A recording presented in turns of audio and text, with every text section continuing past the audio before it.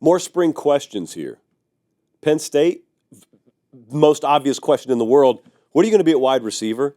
What is this, a segment from the last 5 years? Yeah, pretty much. So elsewhere, I'm good. If I'm Penn State, I got 4 or 5 offensive linemen returning. I got 2 top 10 tailbacks returning. I'm going to be good where I'm normally good.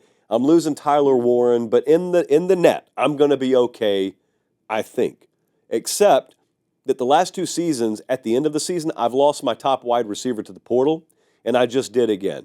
I don't know what the post-spring portal window is going to look like, but they have got to be in there. They have to be the shark fin in there, looking for receivers. Wisconsin, I hadn't talked about them in a second, but they've tried to go quarterback in the portal a couple of times, and it just has not worked. Tanner Mordecai, not really. Tyler Van Dyke got hurt early last year. Now they're going for it again. Billy Edwards, for those of you not keeping track, he's from Maryland. He's 6'4", he's 220. He started 14 games during 3 seasons at Maryland. Where are they going? I did not expect to be asking this question in year 3 under Luke Fickell. I was very excited when they hired him. I haven't sold all my stock or anything, but I kind of feel about Fickell like I did, but in an opposite way about Lincoln Riley. I thought when Riley got to USC, maybe at the outset he hired the wrong guys defensively. Maybe Fickell went the wrong direction offensively. I don't know if he'd agree with that, but it just kind of feels that way from the outside. So where are they going? Ohio State, kind of a similar vibe to Texas here. They replaced so much on that defensive line, but they've got guys there. It's always going to be the follow-up with programs like that. Edric Houston, he's there. Kenyatta Jackson, he's there.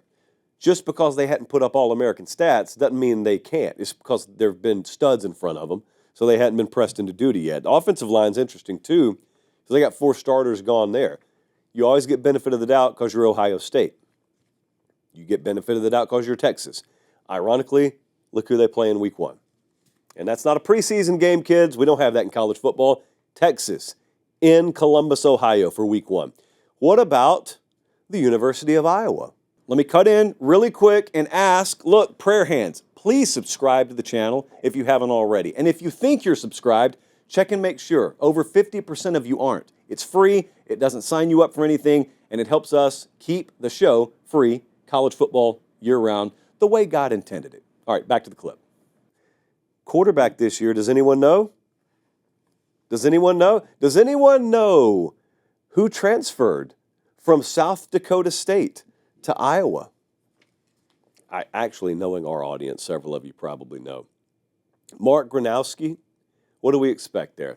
And no matter who it is, okay, he's played for a while. He was at South Dakota State. I know good and well you didn't watch him last year. I didn't either. Same question every year in spring for Iowa.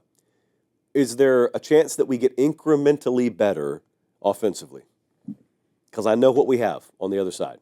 So are we going to be Iowa again, or are we going to be Iowa with the offense turned up a little bit? That's what gets us to Indianapolis. Michigan, obviously. The quarterback position, you got Mikey Keene there. So the floor's fairly high, but the ceiling being as tall as it is because you've got Bryce Underwood, number 1 player in the country, true freshman. All of that will be talked about from now until week 1 and beyond. But they're replacing a lot of defensive line production. Had no real production at wide receiver last year.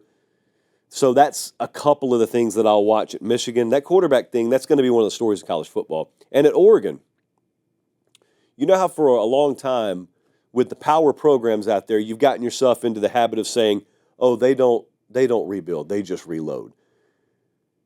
Is Oregon there? They think they are. I kind of think they are. This is where we're going to start to find out.